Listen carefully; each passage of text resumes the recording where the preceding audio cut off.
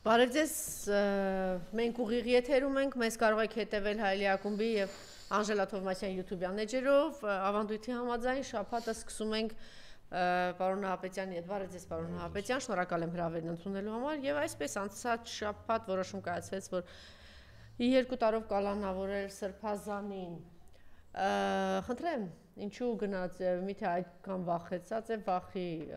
վախեցած է դրա համար, թե փորձում է վախի մթնոլորտ տարածել, ինչի մեջ է Նիկոլ Փաշինյանը, թվում էր, թե Մոլդովայի ընտրությունները պիտի հանգստացնեին իրեն, որովհետև այսօր արևմուտքը կարտ պլանշ է տվել բոլոր իր հպատակներին, մեր պարագայում արդեն Թուրքիան էր պլյուս Թուրքիան, որ ինչ գնով ուզում է, պիտի մնաց իշխանության և ընտրություններն ինչ գնով ուզում եք, պիտի հաղթարել, ինչու է այսպես վախեցած և ինչ կարող էր անել Սրբազանը, սա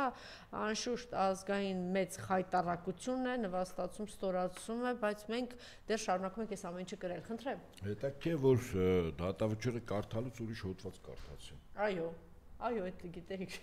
Պաշտոնական դիրքի չարաշահը։ Այո։ Այսինքն ինչ։ Հիմա ինչև է, փաստը Որտեվ իր դատավոր իրանից վախեցած է, ես այնտեղ նստած էի առաջին շարքում, ասես դողում է պարոն Նահապետյան, ասես դողալու, արագ ուզում ասի ու գնա, ասենց այն որ բան է, ինձ հետ կապ չունի ես ամեն ինչ, ասես ասեմ ու փախչեմ։ Դե ասենք Սրբազանին դատելը եւ վճիռ կայացնելը ինքնին խոսում է իշխանության թուլության մասին։ Ընդ որում վախի գործիքը սովորաբար եւ դա կապ չունի քաղաքականության մեջ է, բիզնես ոլորտում է, թե միջանձնային հարաբերություններում։ Վախի գործիք օգտագործում են, երբ որ վտանգ են զգում, որ ինչ-որ բան կարող է կորցնել։ Եվ հետաբար, երբ Փաշինյանը վստահ լիներ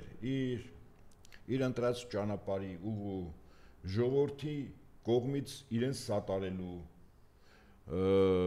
վստահ լիներ, որ իր քաղաքականությունը ողջունում է ոչ միայն Հայաստան ներսում, այլև իր դաշնակից երկրներում, որևիցե ձևով Փաշինյան Նիկոլը վախի գործիքը չէր օգտագործի։ Այդ վախի գործիքներից մեկը դատարանի որոշումներն է։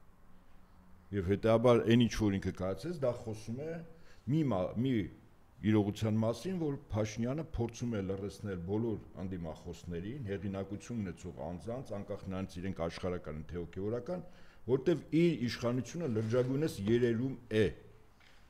Եվ միակ բանը, որ ինքը մնացել է, մարդկանց նկատմամբ հետապնդումներ, բռնություններ, կալանավորումներ, դատավճիռներ եւ սպանություններ։ Այսինքն վախի գործիքն է։ Սա ինքնին իր թուլության մասին է խոսում, ոչ ուժի։ Նույնիսկ կենթանական աշխարհում, եթե զուգահեռ են, պատկերացեք, առյուծը, որը կենթանիների արքան է, երբեք որից է կենթանու նկատմամբ ի սկզբանե ժանիկ ցույց չի տալիս, ինքը վստահ է իր ուժի մասին, եւ բոլորն էլ դա ընդունում են։ Սովորաբար ժանիկ են ցույց տալիս, մարտական դիրք են ընդունում են կենթանիները, որոնք փորձում են դիմացինի մեջ վախ մտցնել։ Հիմա Փաշինյանը այդ կենթանական բնազդներով ինքը հասկանում է, որ իշխանությունը բավականի թույլ է։ Եվ միակ բանը, որ մնացել է, վախն է։ Եվ եթե մարդիկ մեր երկրի մահերը, սպանությունները, ամեն ինչ կապում եք դրա հետ, որ առաջին հերթին վախ ինքը իշխանությունը բավականին երերում է։ Որտեղ վախենում էին Փարաքյալին տրված համայնքապետից, թե իր գործունեությունից էին վախենում, թե վախենում էին, որ ինքը եթե մնա, սա նախադեպ է ստեղծում, որ այո, կարող են այդպես ճակատային մտնել պայքարի մեջ, հաղթել, մնալ, շարունակել եւ սա կարող է նախադեպ դառնա, ասենք Էջմիածնի համար։ Վստահաբար այո, հաշվի առնելով, որ սպանված համայնքապետը մի համայնքում էր ղեկավար, որը սահմանակից էր Էջմիածին համայնքի, Վաղաշապատի գյուղերի։ Այսինքն մտերիմներ, ընկերներ, շփումներ, բարեկամներ, խնամիներ եւ բնականաբար այդ համայնքապետի խոսքը, իր ընկերների խոսքը էական կարող է լինել ընտրությունների ժամանակ, նոյեմբերի 16-ին Վաղաշապատում ընտրությունների ժամանակ։ Այո, սա ոնց եմ ասում, ինքը փորձում է առավելագույնս վախի մթնոլորտ մտցնել, այլ գործիք չի մնացել, այսինքն նույնիսկ ինքը անցավ վերջին կարմիր գիծը, ռեալ սպանությունը։ Ասեմ ինչու է կարևոր տեղական ինքնակառավարման մարմիններում ընտրությունները, սկզբունքորեն այդ մարմինների ղեկավարները երկրի արտաքին քաղաքականության վրա որից ձևով չեն ազդելու։ Ընդհանրապես տեղում ինքնակառավարում է։ Բայց կարևորը որտեղ դա նախադեպային եւ շղթայական ռեակցիա կարող առաջացնել բոլոր համայնքներում։ Ընդ որում արդեն մենք ունենք Գյումրին, եւ շուտով եթե մենք ունեցանք Էջմիածին, բայց դուք տեսեք Գյումրիում էլ ինքը ընտրված քաղաքապետի հասցին ինչ ասեց։ Իդեպ ես Գյումրիում էի, հիմա մենք այսպես չստացի որ թեմաներից թռնում ենք եւ իրեն մեղադրում էր նրանում, որ ասել է միութենական, հա, գնա այսինչ միության մեջ մտնի, բայց շատ ճիշտ ասեց Վարդան Ղուկասյանը։ Բա դուք առավոտից իրիկուն ասում եք Եվրոպական միություն, չէ՞։ Այսինքն Եվրոպական միություն կարելի է, այլ միություն չի կարելի։ Ընդ որում ասեց, եթե դուք կարող եք, իմ հարցազրույցում էլ այսպես էլի արագ ճեպազրույց ունեցա, եթե դուք կարող եք գնացեք Եվրոմիություն, ոչ մեկ դեմ չի, բայց նաև այս միության մասին էլ կարելի է, չէ՞, խոսել քննարկել։ Ես երկու բան ասեմ, նախորդի միտքս հիմա այս բան պահեմ։ Օրինակ Եվրոպական միությունում վճռորոշ է այն երկրների որոշումները, որոնք ունեն բնակչության մեծ թվաքանակ, որտեղ ձայնի իրավունքը տրվում է բնակչության թվաքանակով երկրներին, համամասնությամբ։ Ընդհանուր Եվրամիության մեջ, ասենք, որ երկիրը որքան բնակչություն ունի, ընդհանուր բնակչության մեջ քանի տոկոսն է, այդքան տոկոսով այդ երկիրը ձայն ունի։ Ահա։ Ուրեմն Հայաստանը, երբ որ տեսականորեն մտավ Եվրամիություն, բացարձակապես 1/100-ական ձայն ունի, ասենք, որից ձևով որոշումները չի ասում։ Իսկ օրինակ այն միությունը, որտեղ Ռուսաստան, Բելարուսն է, այնտեղ յուրաքանչյուր պետություն ունի 1 ձայնի իրավունք, այսինքն 100%։ Հիմա ո՞րն է տարբերությունը ընկալենք, հա։ Հիմա նախորդ հարցին տեղական ինքնակառավարման մարմիններում ընտրությունների նորից եմ ասում, էականորեն արտաքին քաղաքականության վրա չի ազդում, բայց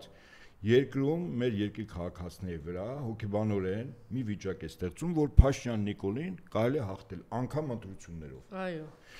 Իսկ սրա կարևորությունը երկու օր առաջ ցույց տվեց Վրաստանում հայտնի դեպքերը, չէ՞ որ այնտեղ էլ են, չէ՞, տեղական ինքնակառավարման մարմինների ընտրությունները։ Բայց այնտեղ իշխանության ազգային թևն է։ Հիմա ես խնդիրը նա չի, խնդիրը նա է, որ անդիմությունը եւ Եվրամիությունն է այդ ամեն ինչ կազմակերպել, որի վերաբերյալ Վրաստանի վարչապետը հրապարակավ ասեց,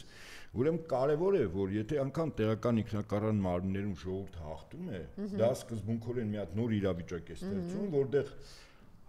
համապետական մակարդակով ժողովուրդը կարող է կեցված դրսևորել երկրի ներկա իշխանություններին արագ օրինակ impeachment-ով, օրինակ անվստահություն հայտնելով Դրա մասին խոսենք, պարոն Ապետյան, բայց ինձ հետաքրքիր է ձեր կարծիքը, հիմա Գյումրի հետ կապված։ Ինքը այդ հասկանում է դա, որտեղ մենք բոլորս ասում ենք Գյումրիում, եթե ընդդիմությունը հաղթեց, սա հա, մեր հայրաքաղաքն է, չգիտեմ, ինչ շատ կարևոր է, երկրորդ մեծ ամենաքաղաքն է, հիմա սա տեղի է ունեցել։ Հիմա մենք շատ լավ էր, որ դա տեղի ունեցավ, բայց դա այսպես խթան հանդիսացավ, որ ինչ-որ պրոցեսներ գնան, չգիտեմ ինչ-որ մի բան։ Հիմա էլ մենք ասում ենք էջմիածին է կարևոր։ Գիտեք, ես նորից եմ ասում, երբ որ մարդիկ տեսնում են, որ ընտրություններով կարելի է հաղթել, դա դեռ այլ հոգեվիճակ է ստեղծում։ Այսինքն, ընդդիմադիր ուժերը կարող են կոնսոլիդացվել, ոչ թե յուրաքանչյուրը, որ ինքը լինի կուսակցություն կամ դաշինք անցնի, շեմը հավաքի եւ անցնի, այլ այսօր կոնսենսուս -1 պրոյեկտն է։ Այսինքն ընդդիմությունը կռիվ է տալիս, որ իշխանության տեխնացուն չդառնա ընտրվող։ Բայց հիմա տեսեք ինչ որ sense ուժեր են առաջացել։ Գյումրիում այդ սկզբունքը աշխատեց, ճիշտ է։ Այո։ Վստահաբար։ Դժվարությամբ, բայց չէ։ Մենք ներքին խանութը բավականին տիրապետում ենք, բայց աշխատեց։ Փաստը մնում է փաստ։ Իսկ էջմիածնում ես կարծում եմ էլի այդ մեխանիզմը աշխատելու է, բայց ոչ այդքան դժվարություն։ Բայց Գյումրիում կար վառ անհատականություն։ Համաձայն եմ։ Կար մեծ հեղինակություն վայելող Վարդան Ղուկասյան։ Ես 3-4 քաղաքում եմ, այդ ակնհայտ այդ ժողովուրդը սիրում ընդունում է այդ կերպարին եւ շատերն ասում են, որ պետք չէ տեղական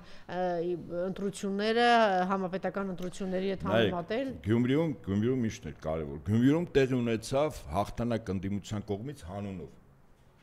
Վարդան Ղուկասյանը։ Ինքը հանունի խորհրդանիշը դարձավ։ Ոչ այդքան ընդդեմ Նիկոլի, ոչ այդքան ՔՊ-ի ներկայացի, այլ այդքան հանուն Վարդան Ղուկասյանի։ Իր հեղինակությունը բավական բարձր է։ Էջմիածնում հակառակն է լինելու։ Ոչ թե հանունի է լինելու, այլ ընդդեմ իշխանությանն է լինելու։ Կոնսոլիդացիան, քանի որ չկա վառ անհատականություն Չկա հանուն հայ առաքելական եկեղեցու։ Ես դեռևս անձերի մասն եմ խոսում։ Ընտրությունների ժամանակ անձերն են։ Էջմիածնում այդ անհատականությունը չկա, բայց կա ընդհանուր ֆոն իշխանության ներկայացուցիչ դեմ։ Եվ այդ ընդհանուր ֆոնը կոնկրետ խարսված է երկու սյան վրա։ Սյուն առաջին։ ԿՊ-ի տեխնացու Արգիշտի Մեխակյանը մի անձ է, որը սկզբունքորեն եւ մեծ հաշվով ուրացել է հոր գործին։ Այո։ Հայրը այն անհատականություններից էր, որը անուրանալի դեր ունեցավ մեր հայնիկի մի մասի ազատագրմանը եւ իր անունով մի ամբողջ շրջան էր մեխակավան նշվել։ Սա առաջին։ Իսկ Էջմիածնում ընդդիմադիր դաշտը սովորաբար իրենց եւ ներկայացուցիչներով եւ տեխնացուներով եւ այդ ցուցակում գտնող անձանցով իրենք Մեխակյանի, այսինքն Արգիշտի հոր գործի շարունակողներն են։ Այսինքն Արգիշտին ինքը ուրացողն է։ Լավ եք լսում Էջմիածնի։ Իսկ Վաղար շաբաթ համար։ Իսկ ընդդիմադիր տեխնացուները իրենց ցուցակով շատ-շատերը ազատամարտի առավելս որ Արցախյան ազատամարտում Էջմիածինը փայլուն կերպով դրսևորեց, երկրորդ եզակի շրջանը, ճիշտ է։ Այո։ Եվ այս առումով Մեխակյանի գործի շարունակողները այսօր ընդդիմադիր դաշտն են։ Սա առաջին սյունն է, որի վրա ընդդիմությունը հենվում է։ Եվ երկրորդ սյունը կա։ Եկեղեցու պաշտպանություն վերջին հաշվով մեր սրբավայր եւ աթորանիստ քաղաքը Էջմիածինն է, Մայրաթորը գտնվում է Էջմիածնում։ Եվ Էջմիածնի հոգևորականների եւ վեհապար հայրապետի դեմ, Մայրաթորի դեմ իշխանության կողմից նախաձեռնած եւ սանձազերծած գործողություններին ընդդիմացել են ընդդիմության բոլոր այն միավորները, որոնք այսօր հայտ են ներկայացնում ընտրություններում իրենց տեխնացուն անցնելու։ Այսինքն կա երկրորդ կարևոր կոմպոնենտը, երկրորդ սյունը, որտեղ ընդդիմադիր դաշտ ասում է մենք եկեղեցու պաշտպաններն ենք, իսկ Արգիշտի Մեխակյանը եկեղեցու հակառակորդն է, որտեղ ինքը ԿՊ-ն ներկայացնում։ Ես կարծում եմ, որ ընդդիմության ամբողջ քարոզչությունը առաջին հերթին պիտի կառուցվի այս երկու սյան վրա, որտեղ ԿՊ-ն միանշանակ պարտված է։ Այնտեղ մի հատ ուրիշ բան էլ է խաղացնում ԿՊ-ն, գիտեք չէ, ինչ որ մեկին դրսից բերել է,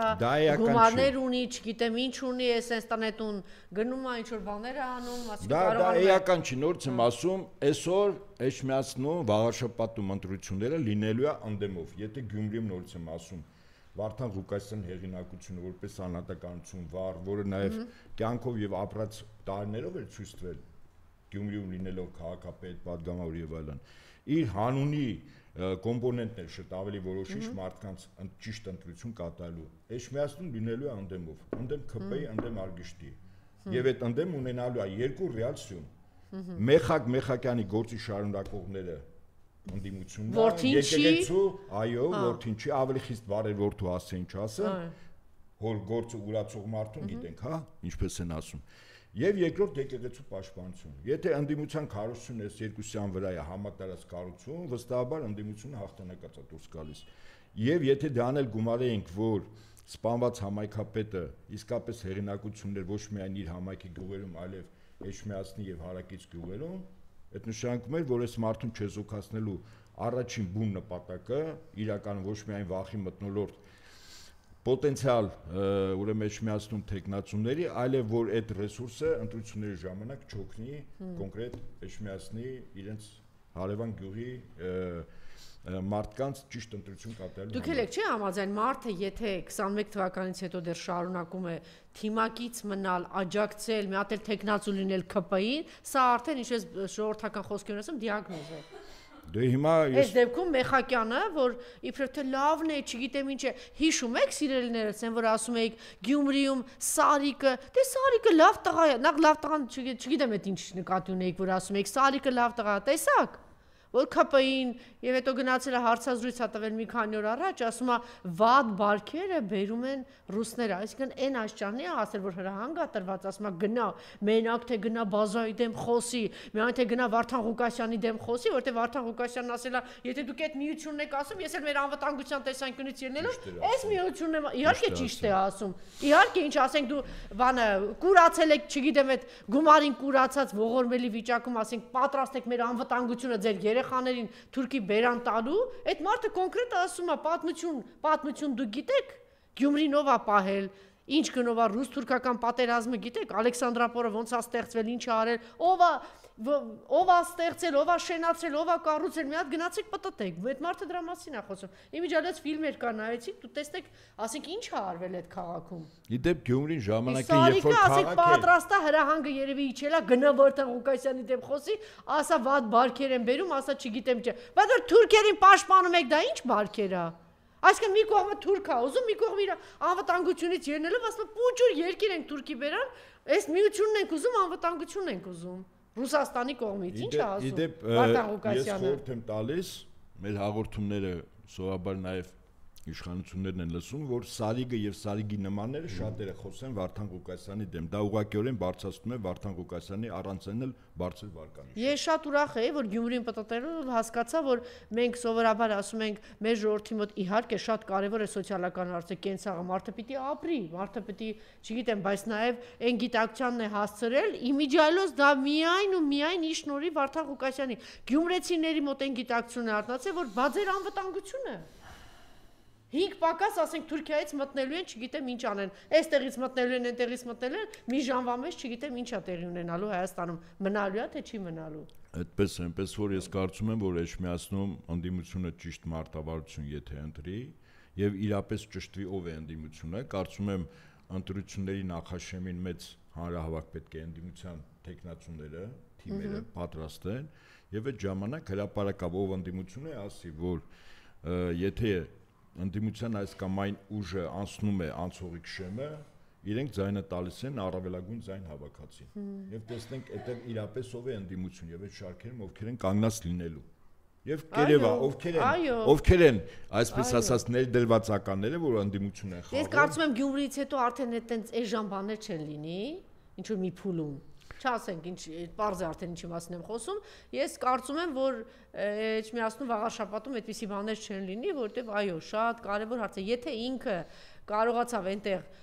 հաղթել, ԿՊ-ն, թուրքերը եթե կարողացան այնտեղ հաղթել, այս նշանակում է վերջ կործանված հայ առաքելական եկեղեցին կործանված, Հայաստանը կործանված եւ ինքը արդեն բաները թուրքական դրոշակներով հաղթարշավը սկսելու է, այդպես է թե չէ։ Վերջացավ այնտեղից այս հաղթարշավը, որ Գյումրից մի անգամ տենց եկավ ու կործանեց Հայաստանը, այս անգամ էլ Էջմիածնից է գալու։ Այսպես ես զուգահեռեմ վաղաշաբաթի ընտրությունները քաղաքական առումով Սարդարաբադի ճակատամարտն է, որտեվ եթե Էջմիածնում ընդդիմությունը հաղթում է, դա փաստացի երկու բան է նշանակում, որ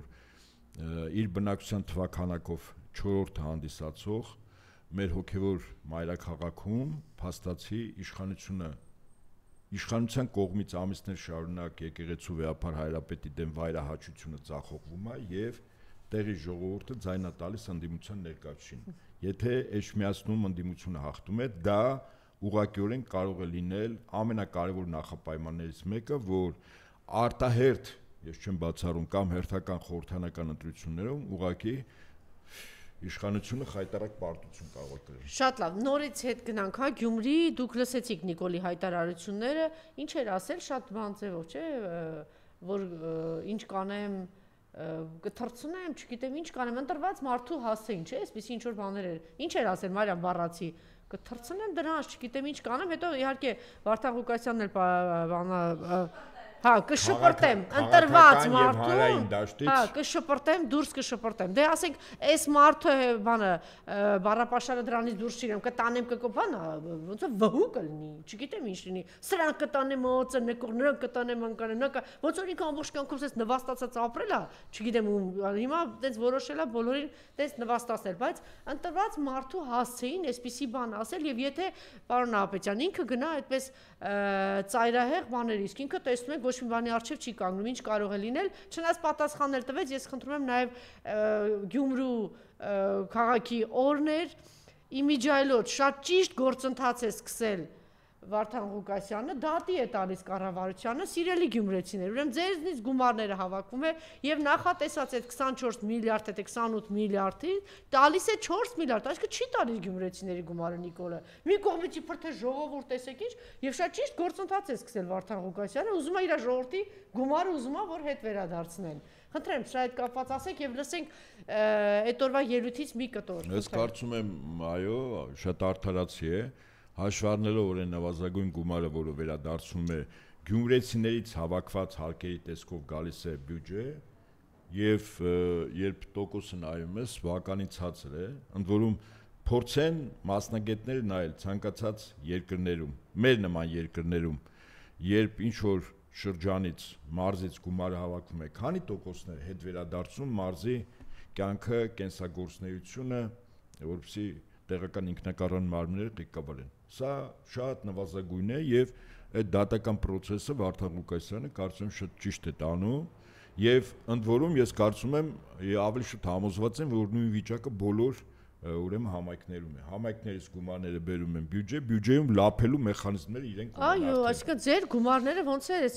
եւ ինչ է անում գրպանը մտնելու։ Սա փաստորեն այդ ձևով Փաշինյան Նիկոլը եւ իր քաղաքական խմբակը մտնում է Հայաստանի Հանրապետության քաղաքացու յուրաքանչյուրի գրպանը։ Բացի այն, որ հարկային տերոր, գնաճ, հա, ցածր թոշակներ, ցածր աշխատավարձեր եւ այլն, այս բոլորով հանդերձ ինքը նաեւ տեղերում է գրպանը մտնում, չի վերադարձնում մարդկանց գումարները եւ կարծում եմ, որ այդ գործընթացը, օրինակ, տեսական օրինակ, եթե վաղար շաբաթում ընդդիմությունը հաղթում է, նույն պահին ընդդիմությունը կարող է դատական գործընթաց սկսել կառավարության հանդեպ եւ ընդհանրապես ցանկացած տեղական ինքնակառավարման մարմինները դատական գործընթաց սկսեն Հայաստանի կառավարության նկատմամբ, որ գումարները լափում են, ուղղակի մարդկանցից հավաքում են հարկերը բերում են բյուջեից էլ լափում են։ Եվ ինչ է ասում, ուրեմն որպեսզի աչքակապոցի լինի, ինչ են անում, ասֆալտը ներկում են, պարոն Նահապետյան։ Դե 1000 անգամ եմ ասել, բոլոր գունավոր հեղափոխություններից հետո, որպեսզի մոլորեցնեն եւ աչքակապություն անել, գալիս են ու ասֆալտ են փռում, տեսեք մեկից ինչ լավն է, այդ ասֆալտը, չէ, մտածեմ, այդ ասֆալտը փռելուց իհարկե այնտեղ մի 5000 երեխու կտանեն, կսպանեն, հայրենիքը կծախեն, հայրենիքի կեսը կտան թշնամուն, 13000 հաշմանդամ կանեն, 385 եկեղեցի ու վան կնվիրեն, 1000 դպրոց կնվիրեն, 1000 հուշարձան կնվիրեն, կավ իրենց ցեղասպանության, բայց ոչինչ։ Կարևորը ասֆալտը կանեն հիմա։ Իր ելույթում էլ ասեց, ասում է ինչ է, ուրեմն այս գումարները փոխանակ ասում է տա մեզ, որ մենք բան անենք, ասենք տնտեսություն զարգացնենք, չգիտեմ, դպրոցա, մանկապարտեզա, տունը, ասում է մի տուն, այ բոմժեր, բա դուք եկեք, դուք գիտեք մի տուն չեն տվել։ Մի հատ էլ հետ գնացեք հարցրեք, ասեք նախկին իշխանությունների ժամանակ քանի շենք է կառուցել եւ քանի բնակարան են տվել գյումրեցիներին։ Այդ օրը ասում եք, դուք գիտեք որ մեկ անգամ մի բնակարան չեն տվել։ Բայց իշխանությունը ասում ասֆալտ է փռում, բա ես ասում Վարդան Ղուկասյան, ասում տուր որ ես իմ ժողովրդին տեր կանգնեմ, բայց ինչ է անում, ասֆալտ գիտեք ինչու անում։ Էդի պարտք է բերում։ Այդ պարտք է բերում, այդ պարտքը բոլորից վրա է դնում։ Այսինքն դրսից փող է գալի, բերում, այսքան միլիոն, այդքան միլիոնի կեսը ուտում են, մնացած կեսով ասֆալտը փռում են, ձեր աչքը կապում են, ասում են, այն մնացած բյուջեի փողերն էլ ասել պարոն Նահապետյանին, ուր են տանում պարոն Նահապետյան։ Օֆշորներ դուրս, վստահաբար այո։ Գալու է պահը եւ այնպես չի որ նույնիսկ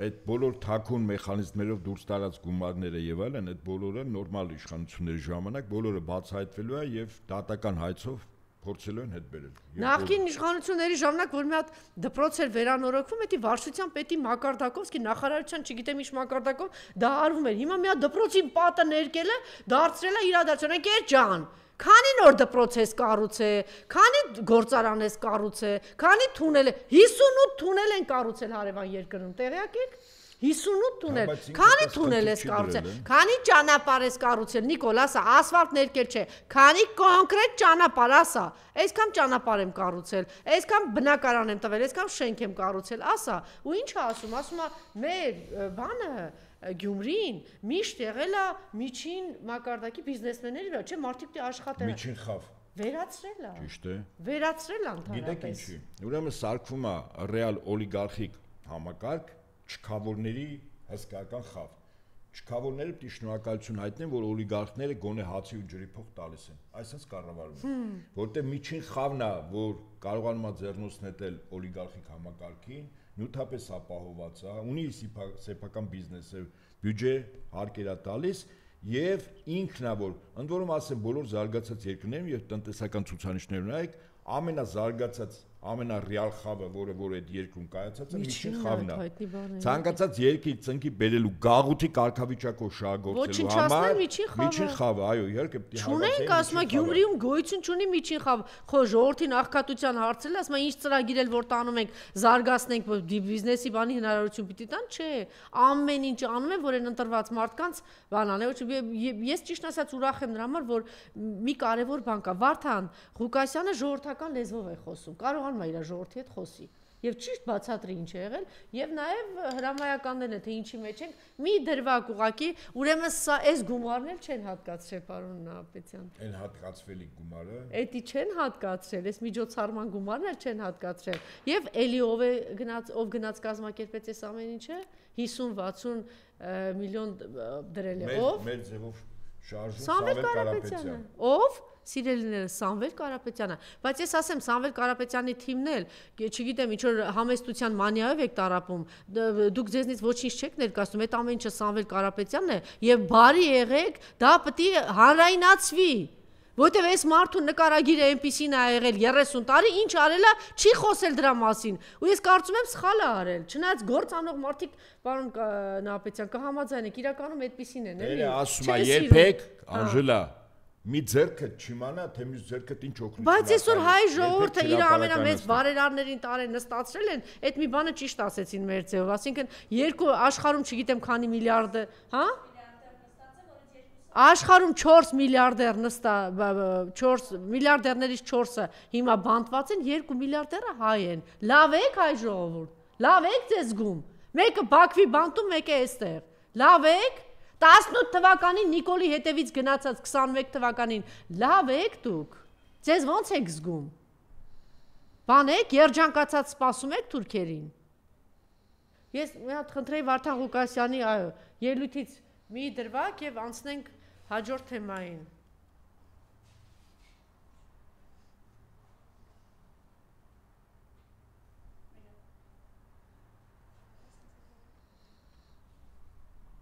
Զի ոչ գիտեք, զի ինչ գործել։ Ես այսօր ուզում եմ այն մարդկանց, որոնք իրենց ճակատին կրում են մի վատ բառ, որը կոչվում է դավաճան, զգաստանալու հետ կան ու դառնան հայոց ակունքներին, փողն ու պաշտոնը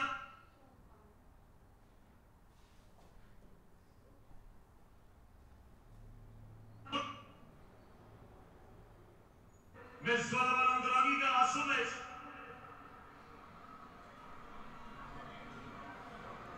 Մասիսի համար,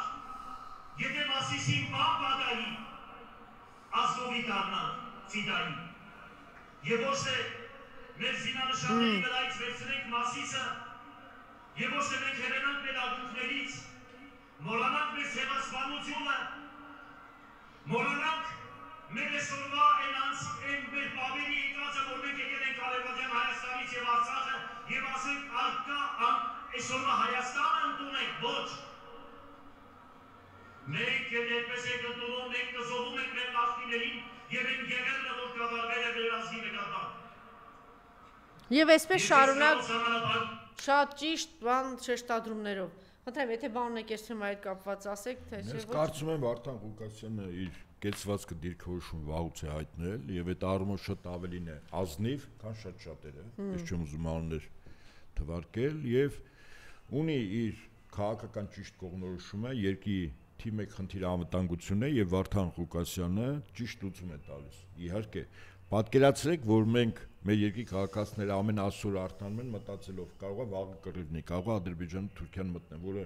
այդպես վերացական չի։ Իսկ հիմա տեսականորեն պատկերացրեք, որ այդ միության հարավային սահմաններում, ինչպես արևմտյան սահմաններում Բելարուսում միջուկային մարտագլխիկներով հրթիռներն են եւ արեշնիկները, հիմա նույն հրթիռները եւ արեշնիկները լինեին Հայաստանի Հանրապետությունում, որից է մեկի մտքով կանցնել Հայաստանից գետ 1 քառակուսի սանտիմետր հող վերցնել։ Ճիշտ է ասում Վարդան Ղուկասյանից ամբողջովին համաձայն եմ։ Բայց կան այդ համաձայն է այդ միության գնալ, ինչ ստացավ, ինչ ստացավ, այդ որ դուք շատ լավ կլինի գնանք Եվրոմիություն, բայց կարծեմ Եվրոմիությունը Եվրամիության ետառը շուտով չի մնալու, հարգելի հայրենակիցներ, որտեվ Եվրամիությունը ինքը դրված է զոհասեղանին Ռուսաստանի դեմ պատերազմում։ Եվրամիության տնտեսությունը ինչ աշխարհակաղակական վիճակի մեջ են, խնդրեմ, եւ այսօր բավականին լուրջ եւ շատ հետաքրքիր իրավիճակ է, մասնավորապես երբ Միացյալ Նահանգները հայտարարեցին, որ տամագավք եւ ֆլամինգո տիպի հրթիռներ են տրամադրելու եվրոպական երկրներին, իսկ վերջիններս ուկրաինացիներին, որ Ռուսաստանի խորքերը այդ հրթիռները մինչեւ 2.500 կիլոմետր թռչում են, խոց են։ Սա ինքնին նոր իրավիճակ է ստեղծում, որովհետև այդ նոր իրավիճակի տրամաբանությունը հետևյալն է։ Ընդ որում, եթե տեսականորեն այդ հրթիռները տրամադրվեն, իրենք ամբողջովին սպասարկվելու են բերելուց, թռչելու կայանքների վրա տեղադրելուց, թիրախների կոորդինատները փոխանցելուց եւ հրամանը կատարելուց դրանք ամերիկյան զինվորական էկիպաժներ են լինելու, այսինքն մասնագիտական խմբերը։ Եվ եթե այդ հրթիռները Ռուսաստանի խորքերը թռչեն, իսկ կարծում եմ այստեղ ոչ թե թիրախը խորքերն է, այլ թիրախը նավթի եւ գազի պահոցները, գազի բաշխման կայանները, որովհետեւ եթե Ռուսաստանում հոկտեմբեր-նոյեմբեր ամիսներին պատկերացրեք, եթե իսկապես այդ հրթիռները արդյունավետ աշխատեն, ապա Ռուսաստանի ներսում առաջանալու է էներգետիկ ճգնաժամ։ Ուրեմն այն սարքավորումները, որոնք այդ գազի կայաններ ունեին, դրանք բոլորը արտասահմանյան են։ Խորհրդային Միությունը ժամանակին ուներ, բայց Խորհրդային Միության գրավումից հետո հայկական արևմուտքը ոչնչացրեց այդ արտադրությունները սարքավորումների։ Եվ եթե այդ սարքավորումները չկան, վերականգնումը շատ դժվար է լինելու։ Սա նշանակում է, որ մարդիկ իրենց բնակարաններում, գործարաններում էներգիայի ստացումը բավականին դժվարանալու է, որը բնականաբար դժգոհություն է առաջացնելու։ Հաշվի առնելով նաև ձմռան նախաշեմը, մարդիկ նաև իրենց բնակարաններում ջեռուցման հետ կապված խնդիրներ ունենալու։ Սա պատահական չի։ Ընդ որում հիմա ուշադրություն դարձրեք ուկրաինական եւ անօթաչու թռչող սարքեր հրթիռները իրենց հասանելի տարածքում, Ռուսաստանի տարածքում խոցում են հենց գազի եւ նավթի այդ կայանները, բաշխիչ ցանցերը, որովհետեւ փորձում են Ռուսաստանում առաջացնել էներգետիկ այո, էներգետիկ, այսինքն էներգետիկ ճգնաժամ։ Էներգետիկ ճգնաժամի նպատակը Ռուսաստանում բնակչության շրջանում դժգոհության լուրջ ֆոն առաջացնելն է, վստահաբար եմ ասում, որտեղ պատկերացրեք այդ էներգետիկ ճգնաժամը, բացի ջերմություն, ինչի մասին ես ասացի, եւ գործարանների աշխատանք, այո, էներգիայի սպառման, սա նաեւ ուրեմն եթե բենզինը թանկանում է, իսկ այդ պարագայում բնականաբար թանկանա, որտեղ քչանում է, բենզինը թանկացավ, հոսանքը թանկացավ, ինչն է թանկանալու առաջին անհրաժեշտության օգտագործող ապրանքները եւ առաջին հերթին սնունդը։ Այսինքն ինքնարժեքը բավականին թանկանստելու եւ խանութներում, սպառման կետերում ուրեմն սննդամթերքը թանկելու է։ Եթե թանկացավ սննդամթերքը եւ դրանը եթե գումարենք արդեն պարբերաբար ընդհատումներով տրվող ջեռուցումը ձմռան մեջ, սա արդեն լրջագույն ֆոն է առաջացնում Ռուսաստանի իշխանությունների համար։ Այսինքն բուն նպատակը այս հերար հրթիռների եւ գազի ու նավթի բաշխիչ կայանների պահոցների, որտեղ կուտակումներ ամբարած կան, դրանց հարվածելու բուն նպատակը Ռուսաստանում ժողովրդի մոտ առարկայապես լուրջ դժգոհություն առաջացնելն է։ Ապրանքների գների կտրուկ աճը, աշխատատեղերի կրճատումը, որը ըստ արևմտյան, այսպես ասենք, ստրատեգների նպատակ ունեն Ռուսաստանում իրականացնել նման իշխանափոխություն։ Իդեպ մեկ օրինակ բերեմ 1917 թվականին, երբ Սանտ Պետերբուրգում առաջին այսպես լուրջ ընդվզումը եղավ ուրեմն ցարի իշխանության դեմ, այսպիսի օպերացիա արեցին, իհարկե անգլիացիները Ռուսաստանի օլիգարխների կամ այն ժամանակ, ասենք, արտադրողների, մանուֆակտուրաների տերերի միջոցով գործիքը օլիգարխիկ համակարգը դա էր։ Գիտեք ինչ արեցին։ Օրինակ Ռուսաստանում հիմնականում օգտագործում են սև հաց, ոչ այդքան սպիտակ։ Այդ օլիգարխների միջոցով առնվազն մի 10-15 օր խանութներում սև հաց չկար։ Հացը կար, բայց խանութներում չէր հասնում։ Չէր հասնում, որովհետև բրիտանացիները եւ հատուկ ծառայությունները 2017 թիվ եմ ասում, ուշադրություն դարձեք 16 թվականի դեկտեմբեր, 17-ի հունվար, փետրվար ամիսները։ Հաց խանութները չէր գնում։ Պատերազմի մեջ գտնող երկիր, Ռուսաստանը ցարական նույնը, ես հիմա զուգահեռներ եմ տանում։ Չէր գնում եւ դժգոհություն եւ այդ մարդկանց սև հացը չկա,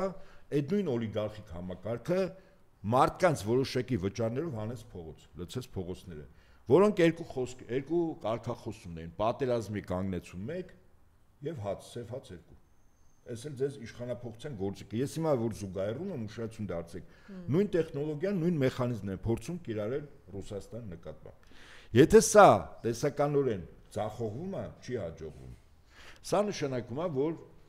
հավաքական արևմուտքը, որը հիմա զորքեր է կենտրոնացրել Ռումինիայում, Էստոնիայում, Ֆինլանդիայում, Նորվեգիայում,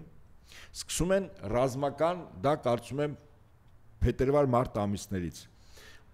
օղակի մեջ խեղդել երկու շրջանի բնակչության։ Բնակչությունն առաջին 400,000 բնակիչ, որից 250,000-ը Ռուսաստանի Դաշնության քաղաքացի են, մեծ դնեստրում։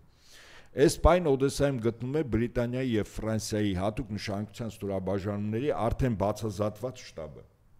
40,000-անոց կորպուսը Ռումինիայում գտնվում է ցանկացած պայն մտնելու Մոլդավիա։ Այսինքն մեր Դնեստրի հանրապետությունը, որը անկլավ էր մեր Ղարաբաղի նման, երկու կողմից հարված կարող է ստանալ։ Մոլդավիայից Ռումինիայի ՆԱՏՕ-ի զորքերը Ռումինիայում մտնում են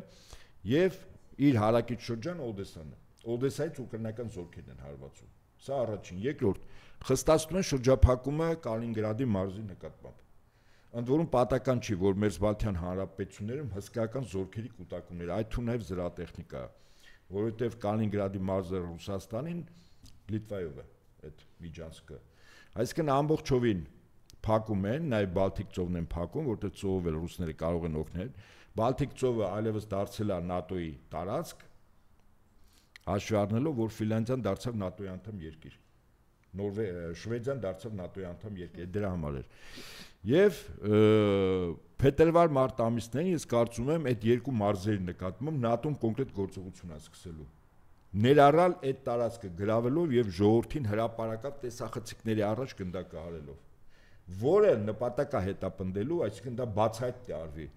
որպեսզի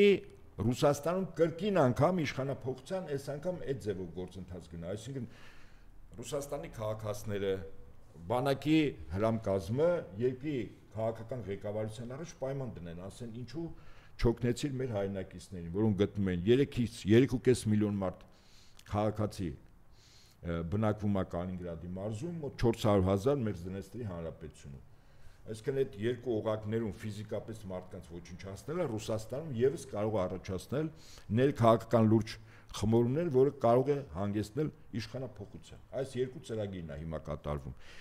Ըստ այդմ Ռուսաստանի Դաշնությունը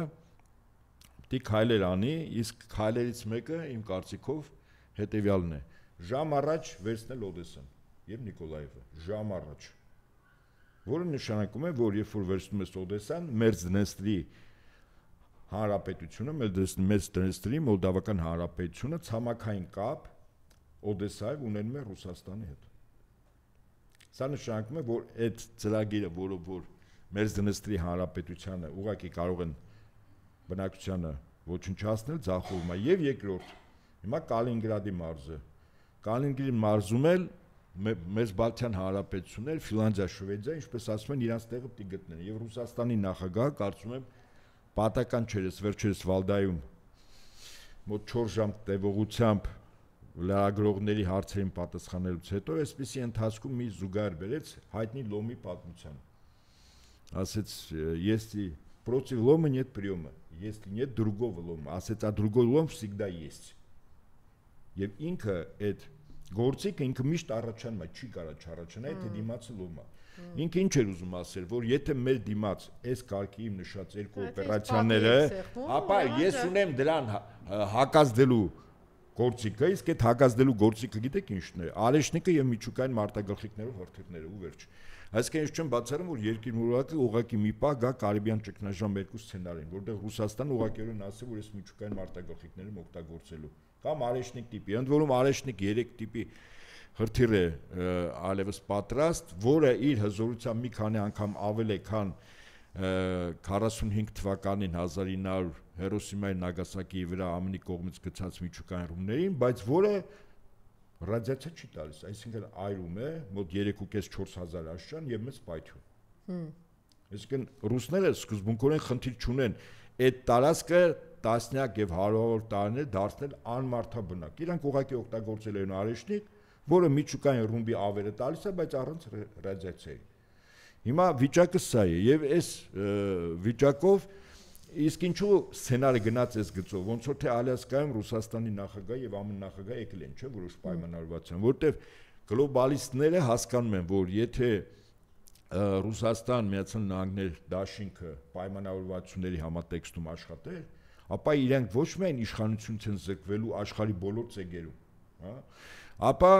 իրանց վերջը իսկապես շատ վատ է լինում։ Եվ այդ վերջի սկիզբը, ինչպես ասում են, արդեն ահազանգը եղավ Չեխիայում կատարված ընտրությունների ժամանակ։ Այսինքն եվրոպական երկրներում այս գործընթացում լինում է իշխանափոխություն, ընդ որում իշխանության գալիս են այն ուժերը, որոնք հակագլոբալիստ են, ավասիկ Չեխիայում։ Քիչ շատ դանդաղ է գնում ամենտեղ։ Ուրեմն դանդաղն ու արագը մեր ցանկությամբ չի, բայց փաստը մնում է փաստ, որ ինքը process է սկսել։ Մասնավորապես Ֆրանսիայում այս վերջին ցույցերը, միլիոնանոց ցույցերը, Բրիտանիայում ցույցերը, Հոլանդիայում ցույցերը, իսկ կոնկրետ Չեխիայում արդեն իշխանափոխություն է։ Սա սրա նշանն է։ Այսինքն ռուսական ռազմաքաղաքական Ռուսաստանի ղեկավարությունը մի կողմից ինքը գնահատում է այդ ձեր ասած դանդաղը, թե ինքը կտրուկ քայլերի գնա։ Սոցիալական հարցեր։ Իհարկե, իսկ այդ սոցիալական հարցը ո՞նց է առաջանում։ Այդ երկրների իշխանությունները, այսօր գլոբալիստները, ինչ են անում Ուկրաինային փող են, չէ՞ տալիս։ Եվ այդ փողում գրպանցա գնում, այդ երկրների հարկատուների, չէ՞։ Այդ սոցիալականը տեղից առաջանում։ Այսինքն Ուկրաինային օգնել նշանակում է, որ եվրոպական երկրների քաղաքացիները ավելի վատ դե ապրեն։ Դրա համար են փողոց իշտում։ Եվ այո, այդ թունն այ մեծ Բրիտանիայում, իդեպ, չէ, Բրիտանիա մեծը չեմ ասում այլևս։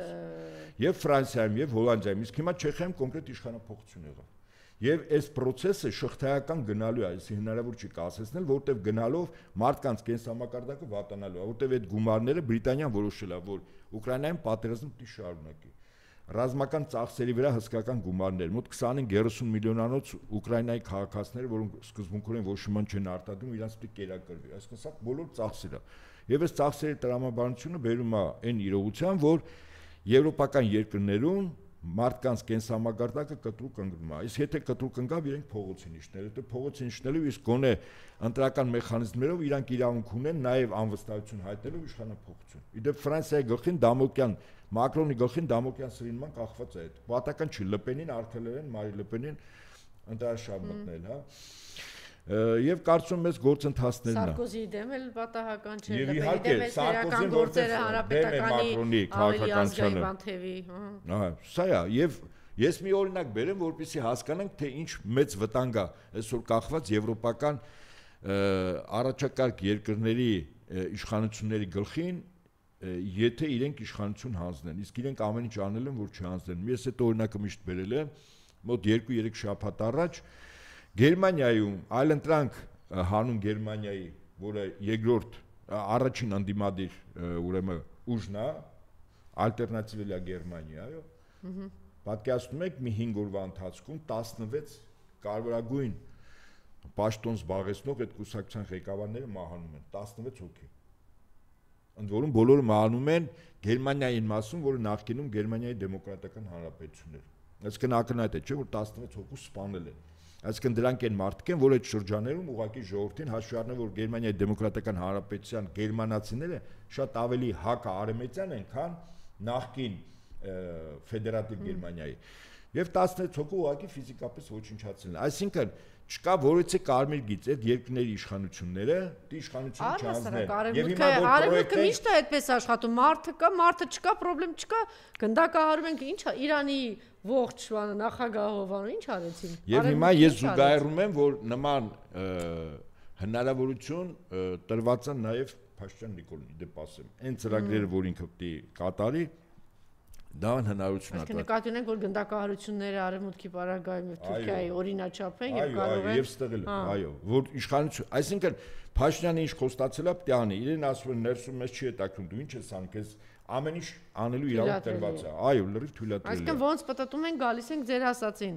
առաջին կարևոր բանը, որ ցավոք սրտի, իդեպ ես հիմա շատ ավելի ուշադիր եմ այդ հարցում, իսկապես ես նայում եմ նաև մեր լրագրողական համայնքի, խմբագիրների, քաղաքական գործիչների, կուսակցությունների իսկապես այդ գիտակցումը շատ շատերի մոտ չկա, որ մենք ուղակի Հայաստանը ցեղասպանության է գրում եւ չի կարող, այս շատ քիչ մարդ, ասենք դու Քրանտ Բագրատյան, ինչ որ sense մի 10-20 հոգի, որ խորքային գիտակցում ունեն, թե որ մենք ցեղասպանվելու ենք եւ մտնելու են ուղակի Երևան, Սումգայիթ ու Բաքու չունեն այդ գիտակցումը, ինչպես Արցախում չունեին, ինչպես այդ գիտակցումը չունեն, հիմա չեն էլ խոսում դրա մասին, 1000 քառակուսի կիլոմետր Հայաստանից այս տականքը տվել է Ադրբեջանին, գնում է իր հոր արև խաղաղության, գերիների մասին չի խոսում, այդ 1000 քառակուսի կիլոմետր որ հանձնել են դրա մասին չի խոսում ընդհանրապես, այսինքն մենք այդ գիտակցումը չունենք, որ դա եւ երկրորդ բանը, որ սա է, կամ դու գիտակցում ես ինչ վտանգի առջև եւ գնում ես ազատագրական պայքարի, կամ պետք է վախեցած նստենք, սպասենք, ասենք առավոտը կարող է մեզ բանում, ինչա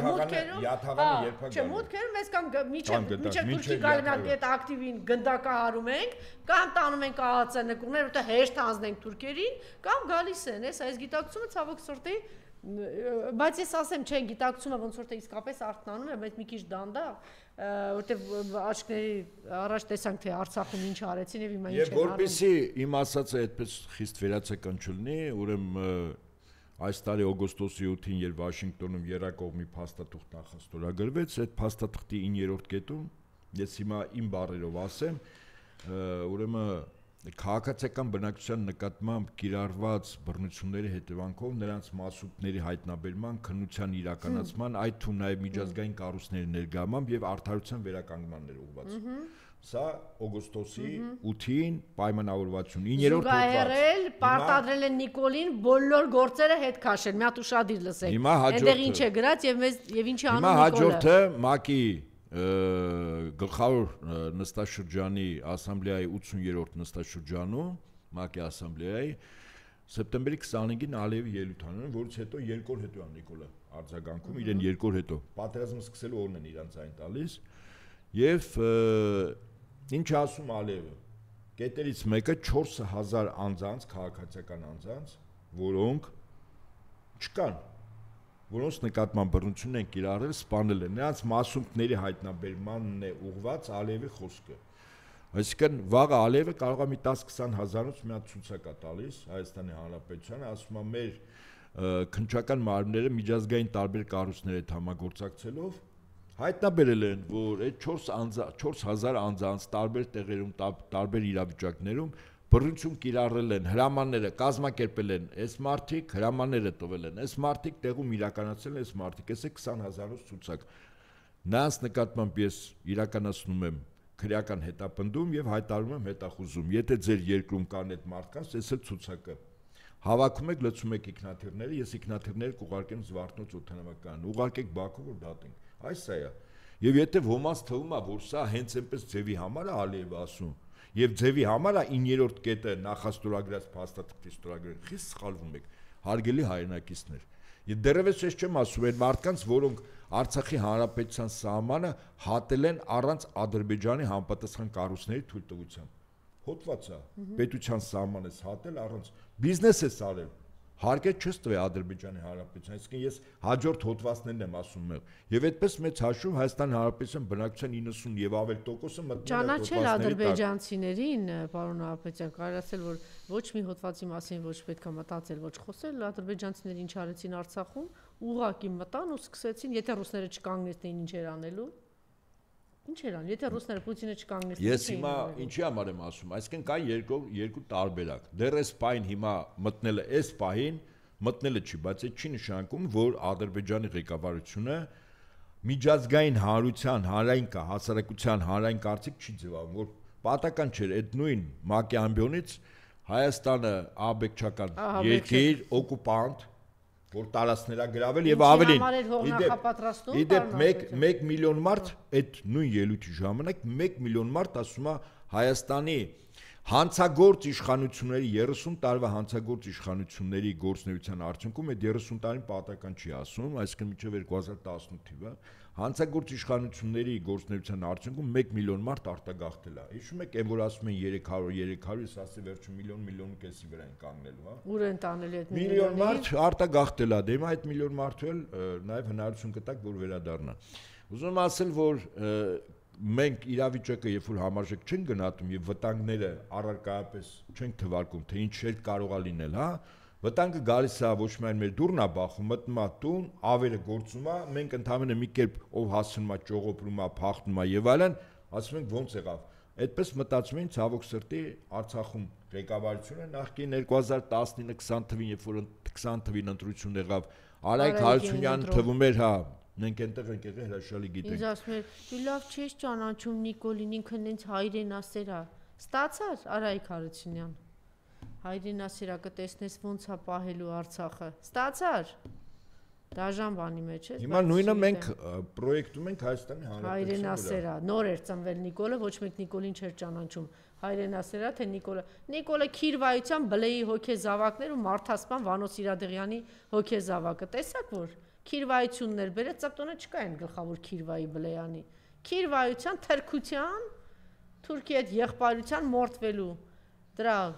հոգեզավակներ ու Մարթասպան, իրոք բարիս բուն իմաստով բանդայի տիրապետող բանդա ունեցող Վանո Սիրադեղյանի հոգեզավակ։ Իմիջիայլոց ընդդիմադիրների մեջ էր նենց բանը, ձեզ ձեր տված իբրև թե Վանո Սիրադեղյանն են գովում, բատեց ձև ունեն, էլի միացից բան են գցում, իբր թե շնայեք մենք ձեզ բանը, հակ, տեսեք մենք ձեզ էս մի հատ բան ենք ուղարկում, դե Վանոն ձերն է, չէ՞, Վանոն Մարթասպան է։ Ու կապիկություն մի արեք ու էս շանցանունդներ շատերն էլ հենց իր բաներն են, աշակերտներն են։ Մարթասպան բանդայի տեր, որ սենց աչու ձախով, որ աչքին կամ մտքին բաներ անում, սենց մի բան են չեր թվում, ասել դավայ։ Ես մեկ անգամ եւս հորդորում եմ մեր քաղաքական ուժերին, անհատներին, որոնք մեծ լսարան ունեն, առաջին քայլը միակամության դա լինելու է իրավիճակի նույնական գնահատականը, հենց դա է միակամություն լինելու, մնացածը կենացների դաշտից է։ Իմիջիայլոց այն մարդիկ հիմա արդեն հրապարակում կան, իմ ընկերներից մեկն էլ հիմա այսպես ինչ որ բան է սկսել, կոնսենսուս -4, այսինքն հասկացաք ինչ է նշանակում։ Իբրև թե մերժում են, հա, ես ես ասեմ, սա մեծագույն տականքություն եւ սրիկայություն է, եթե դու մերժում ես քո 3 նախագահներին, ուրեմն բարի կլինեք, ելույթ կունենաք, ասեք, մենք մերժում ենք Արցախի ազատագրումը։ Դա տեղի է ունեցել առաջին նախագահի օրոք։ Այո, Լևոն Տեր-Պետրոսյանի օրոք։ Ժամանակ պահել։ Այո, դա տեղի է ունեցել Արցախի նախագահն ով ա եղել, Ռոբերտ Քոչարյանը։ Այսինքն դուք ասեք, որ մենք մերժում ենք այս ազատագրական պայքարը, մենք մերժում ենք 2 հրաշք հանրապետությունների հիմնումն ու ստեղծումն ու ծաղկումը եւ ազատագրումը։ Շարունակություն։ Դուք մերժում եք երկրորդ նախագահին, ուրեմն կասեք դուք մերժում եք ամենախաղաղարար նախագահին։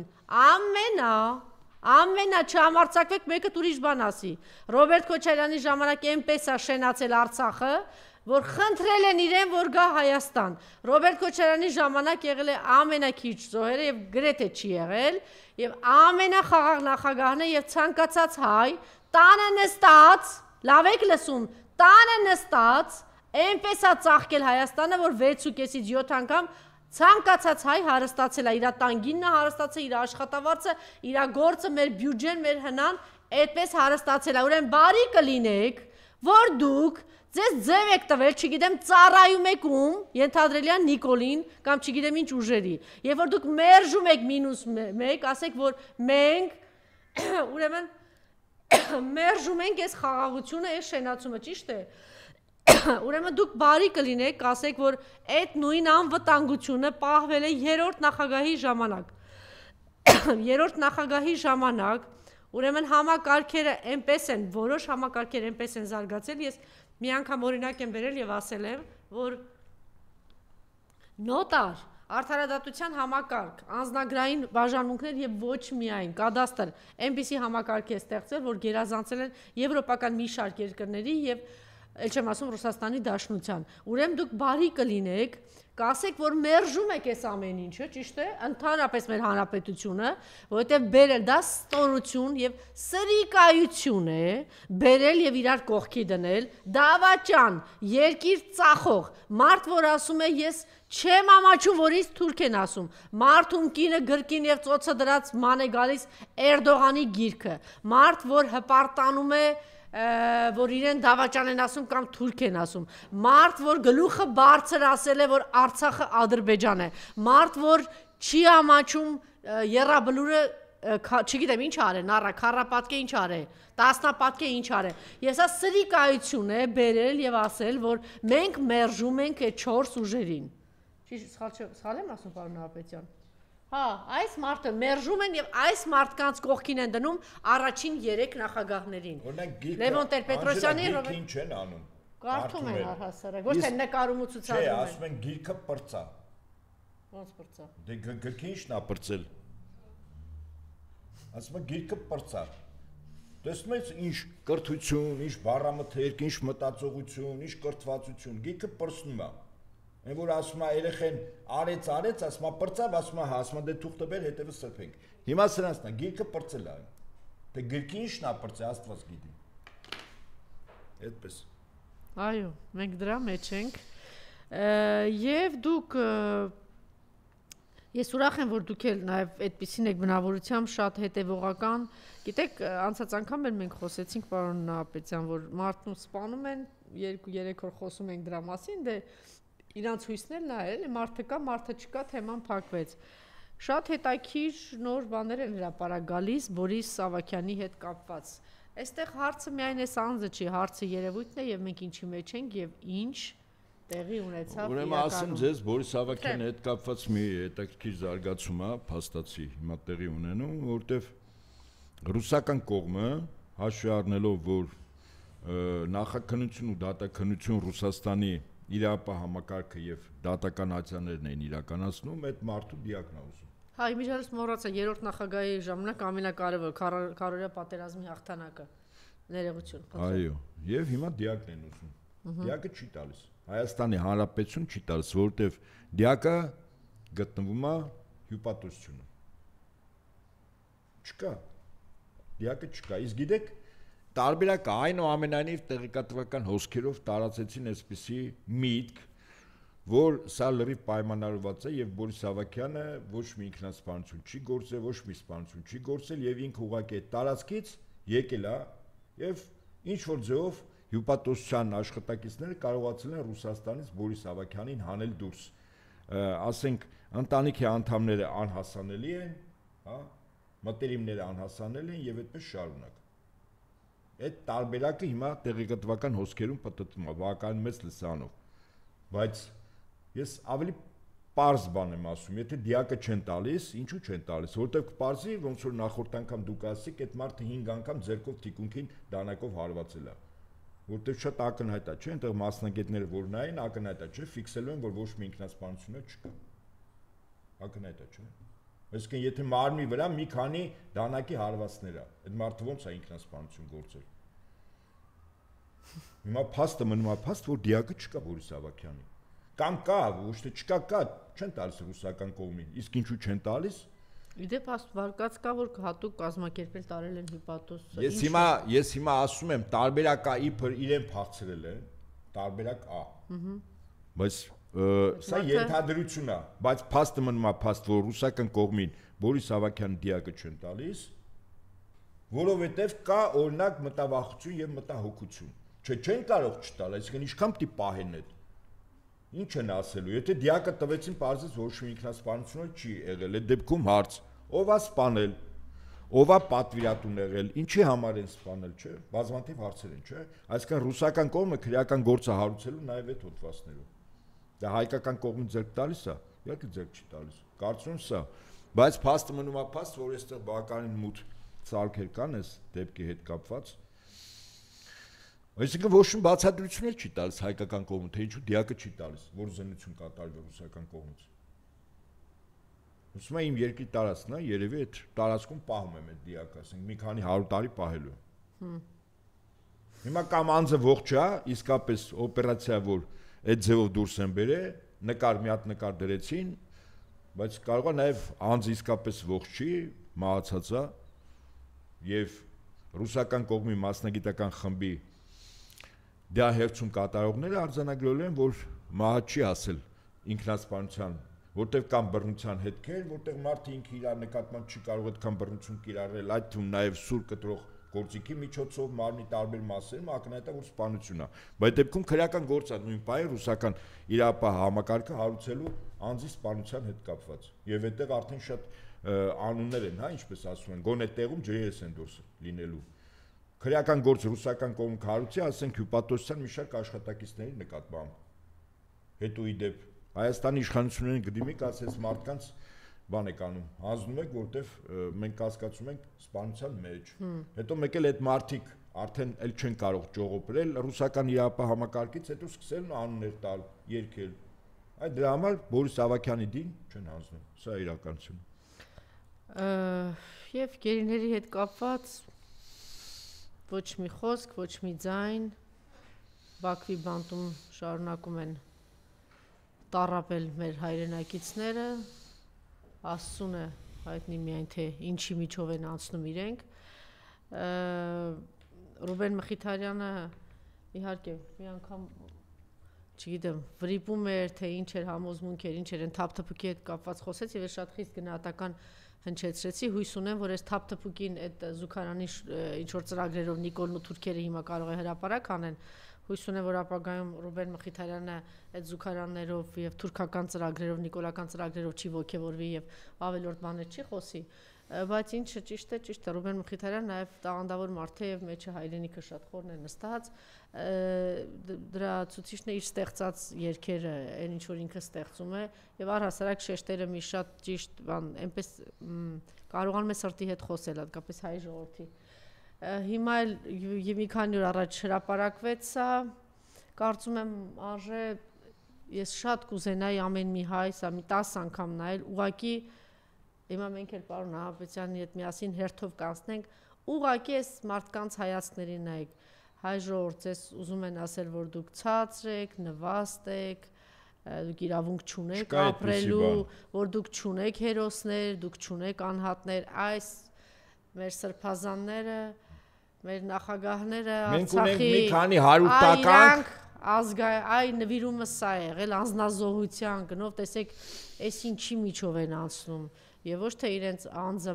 մաշկը փրկելու հարց է եղել, էս հայրենիքի կռիվ, հայրենիքի ինչի համար էր Ռուբեն Հայրապետյանը գնացել Արցախ, միլիարդեր մարդ, ինչ էր փնտրում այնտեղ, ինչ էր փնտրում, գումար էր փնտրում, հայրենիք էր, չէ փնտրում, հայրենիք էր ուզում, ինչ էր փնտրում Արկադի Ղուկասյանը, որ վաղուց արդեն նախագահ չէր, ինչ էր փնտրում, ինչու էր անում այնտեղ Բակո Սահակյանը, որ այլևս նախագահ չէր, ինչ էին փնտրում, ինչի էին մնում, ինչի են գեներալները, այն ազնվագույն մի մարդ, որ կարող էր շատ հանգիստ անցնել, բայց երբ որ Ռուբեն Վարդանյանին տանում են, ասում է ես իր հետ եմ քայլի եկել, ես էլ եմ գալիս։ Պատկերացնում եք ինչ որակի մարդկանց մասին է խոսքը, կամ դուք հասկանում եք ինչի մեջ ենք մենք, որ սրբազանները այդ գիտակցումը ունեցան եւ այսպիսի խոսքով, այս քայլերով հրապարակ եկան։ Իրենց սխալներով, իրենց վրիպումներով, չէ, ինչ որ վրիպումներ եղան, սխալներ եղան, պիտի գուցե ինչ որ պահին ուրիշ քայլեր անեն, գուցե միտեղ ինչ որ զուս պիտի լինեն կամ գուցե միտեղ ավելի համարձակ պիտի լինեն, այդ մեր գնահատելու բանը չի, բայց պարզ է, չէ, որ իրենք հոգեվորական լինելով ինչի եկան առաջին պլան։ Մեզ համար, չէ, երկրի համար ես շատ կուզենայի, որ բոլոր հայերը այս մի քանի անգամներն հատկապես ոչ միայն երաժշտությունը, այլ պատկերով ես ուղղակի նայեք իրենց հայացքին եւ դեմքին, խնդրեմ։ Խաչը սույսն է, բարձր Մարիամ։ Բարձր։ Միջած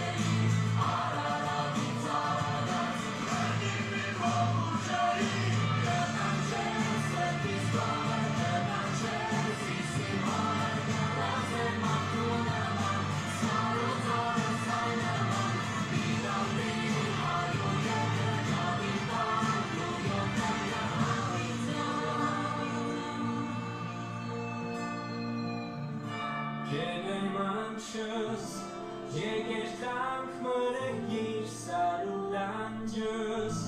հոգու կանչս, կենը հայրս, մի բուր հողըտ կրգիր էրտանք մայրս, սրպավայրս։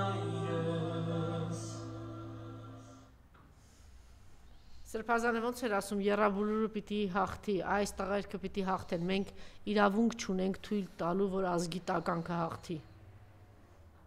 Իրոք այսօր հավաքական առումով մեր ժողովրդին պատերազմը հայտարարած, ուղղակի ժողովրդի եւ իր ավանգարդում գտնվող ուժերը պիտի գնահատեն ազգի տականքի կողմից, որը գործիքա օտար մի քանի պետությունների հատուկ ծառայությունների ձեռքին, այդքան բան։ Հրաշալի ժողովուրդ ունենք, հաղթական ժողովուրդ ունենք, որը ամենածանր պայմաններով 90-ականների մեզանից շատ չափորոշներով ուժեղ թշնամու ծնկի բերեց հաղթեց եւ իր սուրը փառքով դրեց պատյան, բայց ցավոք սրտի այդ երկրները կարողացան ամեն ազգ ունի իր տականք, այդ տականքին հաճացնել, սնել, պահել, սնուցանել եւ անհրաժեշտ պայն իշխանություն հանձնել, որից հետո փաստացի այս տականք հանմային գործը ինչ որ իր տերն են ասում։ Իմանանք, կարմիր գիծը այսպես է, մի խումբ տականք եւ հայ ժողովուրդ։ Այո։ Չեմ ասում Հայաստանի Հանրապետության քաղաքացիներ, իրականում այս ձեռնոցը նետված է ամբողջ հայ ժողովուրդը։ Եվ եթե մեկը նվնվում է, այս վիճակը, սա դուք հիշեք, այս մարդիկ հանուն մեզ ինչի մեջ են, ինչի միջով են անցնում, հետո նոր նվնվացեք, ասեք մենք հոգնել ենք, մենք հանձնվում ենք, չգիտեմ, մենք իրավունք ուղղակի Չկա, կռիվը գնում է, սա պատերազմ է, սիրելի հայրենակիցներ, պատերազմ, մեր գոյութենական կռիվն է գնում, մեր տեսակի կռիվն է գնում, մեր այստեղ ապրելու իրավունքի կռիվն է գնում, սա պատերազմ է։ Մեր դիմացինին պիտի նայենք որպես պատերազմի ժամանակվա կարգավիճակ ունեցող ուժ ու վերջ։ Այդ դեպքում շատ բաներ կգա իր տեղը կընկնի։ Եվ մենք հաղթական դուրս գանք այս ծանր վիճակից։ Այդքանը։ Շնորհակալություն, Մարիամ, նորից միացրեք, մենք վեր կենանք։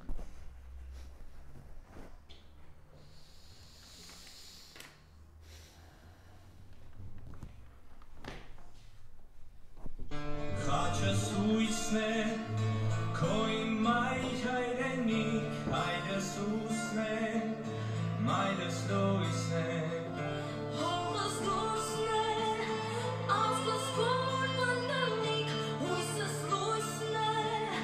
մեր նամուսն է, կռիվ մահու կենաց, կռիվ կուդամ կամովին, արարավից արագած, մեղմին սարելիս հովին, ուշտուր մեծի աստած, դուստուր հոգում կաջերին, արարավից արագած, մեղմին իմ հողու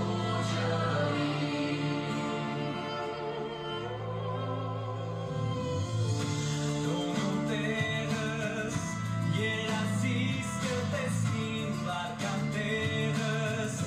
հոգու տեղս, Տունու տեղս, ես կերթան կհասնի իմ ամեղս,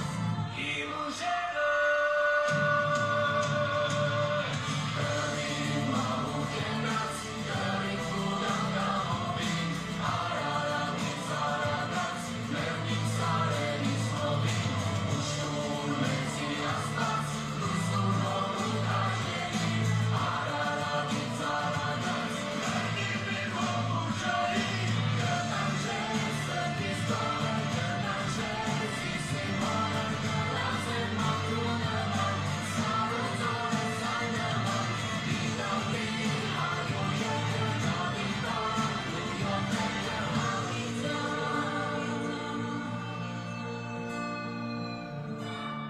Կելեմանչս,